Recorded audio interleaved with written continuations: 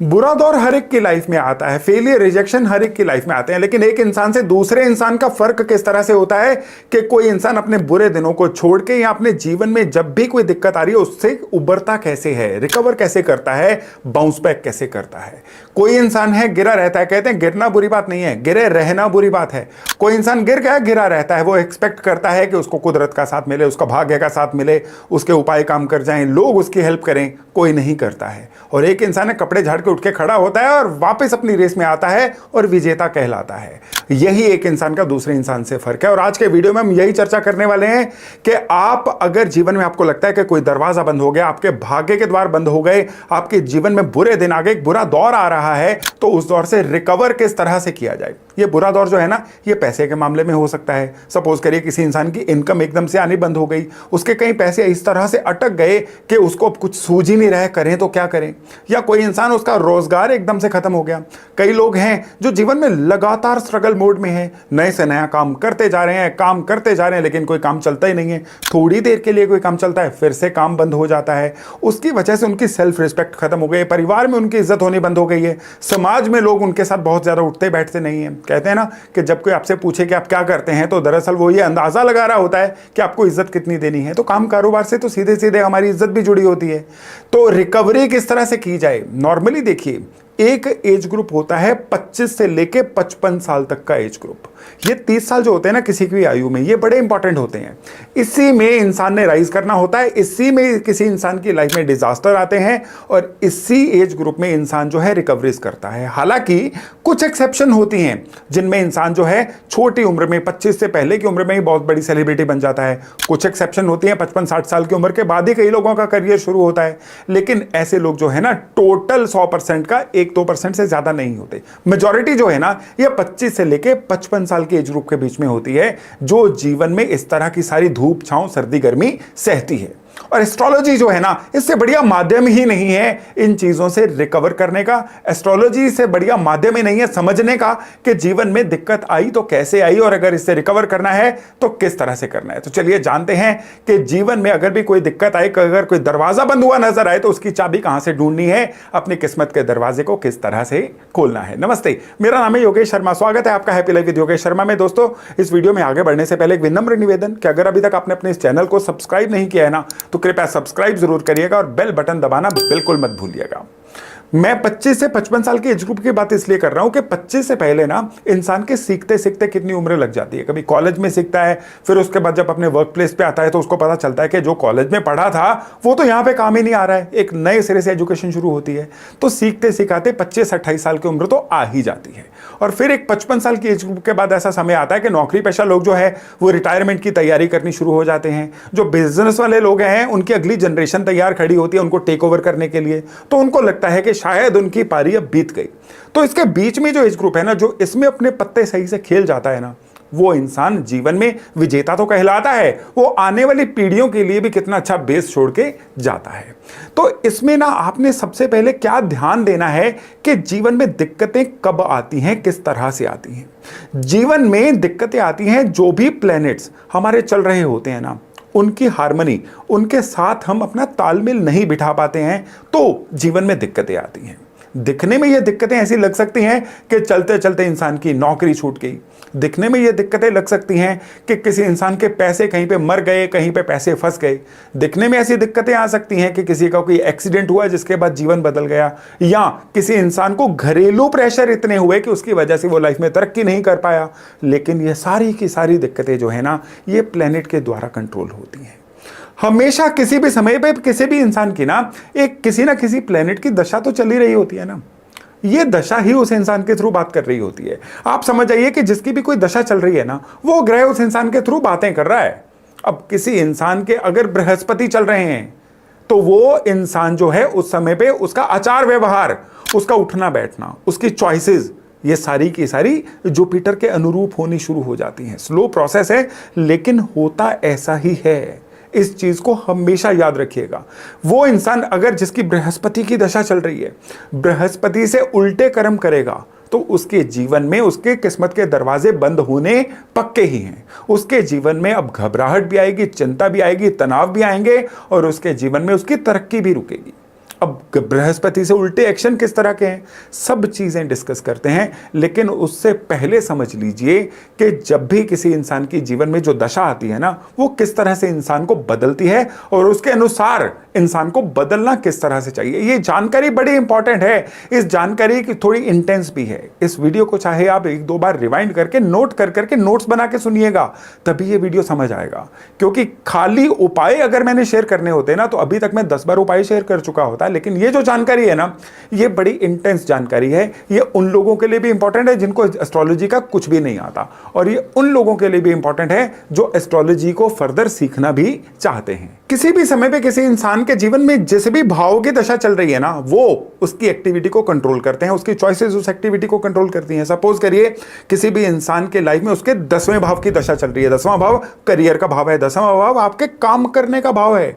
उस समय पे इंसान अगर काम करता रहेगा तो उसके जीवन में कभी भी परेशानी नहीं आएगी। लेकिन यहां पे एक राज छिपा हुआ है कि 10वां भाव कहता है कि आप अनकंडीशनल, बिना चॉइस के, बिना किसी चेकलिस्ट के काम करते रहिए। उस समय पे अगर आप चॉइसेस में आ गए कि ऐसा नहीं वैसा काम करूंगा, मुझे इस काम में उतनी रिकॉग्निशन नहीं मिल रही है, मुझे इस काम में उतने पैसे मिल नहीं रहे जितना मैंने पढ़ा हुआ है या जितना मैं टैलेंटेड हूं, और दशा आपकी चल रही है 10वें भाव से संबंधित, तो भाई इस समय पे आपके जीवन में नौकरी भी जाएगी, काम खत्म भी होगा और आप परेशानी में भी आओगे। 10वां भाव कहता है चॉइस मत करिए, आपको जो दिया जा रहा है वही करिए, तभी आपके कर्म कटेंगे। ये बड़ी गहरी बात है, इसको समझ के चलेंगे तो जीवन में दिक्कत कभी नहीं आएगी।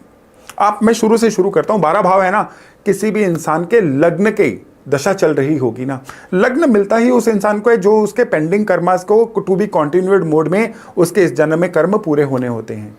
तो लग्न की दशा जब भी चल रही होगी तो उस इंसान को पहली बात तो यह है कि अपॉर्चुनिटीज तो मिलेंगी, लेकिन वो इंसान वहमों में आके, वो इंसान लोगों की कहा सुनने में आके अगर अपने कामों को चेंज करता रहेगा तो उसके जीवन में स्ट्रगल पक्का है। सेकंड हाउस के किसी भी प्लैनेट की दशा आएगी ना, तो ऐसे इंसान को क्या करना है, एक नेटवर्किंग बना के चलना है। ऐसे इंसान को क्या करना है, लोगों को जोड़ के चलना है, तभी उस इंसान की लाइफ में तरक्की आनी शुरू होगी। सेकंड हाउस के प्लैनेट से संबंधित कोई भी दशा चल रही है और वो इंसान जो है उस समय पे बिल्कुल एकदम अकेला होके, बिना सोशली अपेयर हुए, बिना ही लोगों की मदद लिए या बिना किसी टीम वर्क के जीवन में काम करेगा ना, तो उसके जीवन में हमेशा ब्लॉकेज आनी ही आनी है। थर्ड हाउस के प्लैनेट की दशा चलेगी तो ऐसे इंसान को अपने काम में अब स्किल्स ऐड करनी होंगी। पहले जो चल रहा था अब नहीं चलेगा, अब उसको काम में अपग्रेड करना है, उसको कुछ नई सर्टिफिकेशंस करनी है, कोई नया डिप्लोमा करना है, और कुछ नहीं तो कोई नई चीजें सीखनी ही सीखनी है। भाई बहुत इंफॉर्मेशन का जमाना है, हम इंफॉर्मेशन में घिरे हुए हैं। इस समय पे बड़ा जरूरी है कि इन चीजों को मान के जीवन को इस हिसाब से एडजस्ट करें कि जीवन में कभी भी आपका कोई दरवाजा, किस्मत का दरवाजा बंद ना हो। चौथे घर की दशा चल रही है ना, काम में सुख तो मिलेगा, लेकिन ऐसे लोग जो है ना बहुत ज्यादा होम सिक हो जाएंगे, घर को छोड़ के नहीं जाना चाहेंगे या अपनी जड़ों की तरफ वापस जाएंगे। इस चीज को रेजिस्ट करेंगे तो जीवन में दिक्कत आएगी।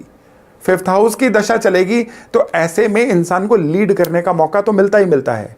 ऐसे समय में अगर इंसान किसी के अंडर बहुत ज्यादा काम करता रहेगा ना, तो सफोकेटेड फील हो जाएगा। ऐसे इंसानों को कुछ ऐसे काम करने चाहिए जिसमें वो इंसान खुद लीडिंग फ्रॉम द फ्रंट जैसे विषय पे काम करता हो। छठे घर की दशा चलेगी ना, अब उसको लड़ना भिड़ना भी पड़ेगा, क्योंकि छठा घर जो है ये किसका है, शत्रुओं का घर है, कॉम्पिटिटर्स का घर है। छठा घर जो है लड़के अपनी चीज लेने का घर है। छठा घर जो है ना, ये किसी भी तरह के पुराने कर्जे को चुकाने का घर है। छठे घर की दशा चल रही है ना, तो पुराने जो भी आपके पेंडिंग लेने देने हैं उनको भी नील करिए। छठे घर की दशा चल रही है तो आपको फाइट करके या छीन के अपना हक लेना पड़ेगा, नहीं लोगे तो इस समय पे किस्मत आपके विरुद्ध हो जाएगी।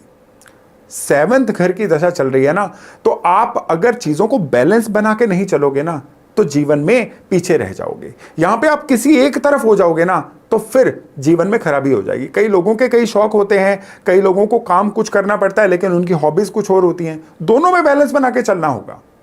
आठवें घर की दशा चलेगी तो उस इंसान को क्या करना है, ऑल टुगेदर नए सिरे से अपने आप को रीडिफाइन करना है, अपना ही नया वर्जन बनना है। नहीं बनेंगे तो पिछला जो चल रहा था वो नहीं चलेगा। अब वो इंसान ये कहता पाया जाएगा कि एकदम से जब से ये दशा शुरू हुई है ना, जीवन में पिछला चलता हुआ सारा काम ही बंद हो गया है। 9th हाउस की दशा चलेगी तो ऐसे इंसान को या तो दूर ट्रैवल करना चाहिए, घर से दूर जाके काम करना चाहिए, या अपने काम कारोबार में कुछ ऐसी नई नॉलेज को ऐड करना होगा जो पहले नहीं चल रही थी। 10वें घर का जैसे मैंने अभी आपको बता ही दिया, 11वें घर की दशा चलेगी ना, अब इंसान ने जो भी नॉलेज ली है ना उसको पैसे में कन्वर्ट कैसे किया जाए इसके बारे में सोचना है। बहुत सेवा हो गई, बहुत लोगों को जोड़ लिया, अब अपनी नॉलेज को धन में किस तरह से कन्वर्ट करना है। अगर इंसान ये नहीं सोचेगा ना तो ये दशा आएगी और निकल जाएगी, उसको किसी भी चीज का कोई फायदा होने नहीं वाला है। और 12वें घर की दशा चलेगी ना, इंसान एकदम से खुद को अलग थलग पाएगा। ये जितना लोगों में घुलने मिलने की कोशिश करेगा उतना फेल होता जाएगा। इंसान को क्या करना है, अब आइसोलेशन में जाना है, अब अकेले में अपने आप को रीडिफाइन करना है, अकेले में रह के अपने आप को एक नया वर्जन अपना बनाना है। तभी ये इंसान जो है जीवन में तरक्की कर पाएगा। तो हर घर कुछ कहता है, हर घर की दशा भी कुछ कहती है। इसके अलावा अब 9 ग्रह हैं, 9 ग्रहों में सूर्य आएंगे तो इंसान को हमेशा जो है ना सोल्यूशन मेकर बनना है। मंगल आएंगे तो जिम्मेदारियां लेके काम करना है, किसी और पे काम नहीं डालना है। बुध आएंगे तो उस इंसान को क्या करना है कि आसपास क्या चल रहा है उसको भांप के मौके के अनुसार अपने काम की गियर को चेंज करना है। चंद्रमा आएंगे ना तो उस इंसान को अपने काम में कहीं ना कहीं इमोशंस भी ऐड करने हैं और कहीं ना कहीं लोगों की टेक केयर करते हुए अपने साथियों को साथ लेके आगे बढ़ना है। गुरु की दशा आएगी तो उस इंसान को क्या करना है, अपने काम में जो भी उस समय में इंडस्ट्री के बेस्ट नॉर्म्स हैं उनको ऐड करना है, या बेस्ट नॉलेज को ऐड करके अपने काम को अपग्रेड करके चलना है।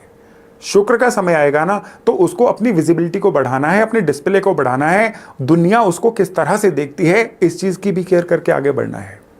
शनि अगर ऑपरेट हो रहे हैं ना तो इस इंसान को काम को बिना टाले, बिना थके, अपने काम को बिना पेंडिंग किए अपने कामों को कंप्लीट करना है और करते जाना है। राहु की दशा, या आउट ऑफ बॉक्स कुछ सोचना पड़ेगा, नहीं तो राहु खराब ही करेंगे। जितने भी क्रिएटिव लोग हुए हैं, जितने भी जीनियस लोग हुए हैं ना, आउट ऑफ बॉक्स सोच के हुए हैं और सारे के सारे राहु के लोग हैं। केतु का समय है ना तो केतु का समय क्या करता है, इंसान को मेडिटेशन करके अध्यात्म की मदद से एक बिल्कुल कह लीजिए ईश्वरीय सहायता से कुछ ऐसा क्रिएट करना है जिससे कि उसका जो काम है ना बाकियों से एकदम से अलग दिखना शुरू हो जाए। दोस्तों ये थोड़ी इंटेंस नॉलेज है, इसको आप अपने जीवन में जो भी आपके ग्रह की दशा चल रही है, जिस भी भाव से संबंधित दशा चल रही है ना, उसके अकॉर्डिंग देखेंगे ना तो अपने जीवन में आप देखेंगे कितनी ही ऐसी चीजें थी जो आपके चलते चलते रुक गई थी, खराब हो गई थी। अगर ऐसा किया होता तो ना होती।